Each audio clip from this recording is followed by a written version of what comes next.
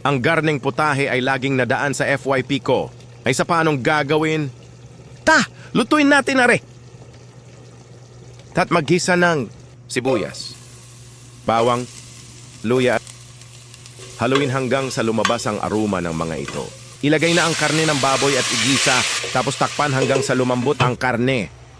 Ilagay na rin ang lamang loob ng baboy. Haluin na hanggang sa mag-bonding all together ang mga ito. Tapos sabi sa akin ng mama nun, para mas masarap ang dinuguan, i-adobo daw muna. Kaya lagyan natin ng jowa mo!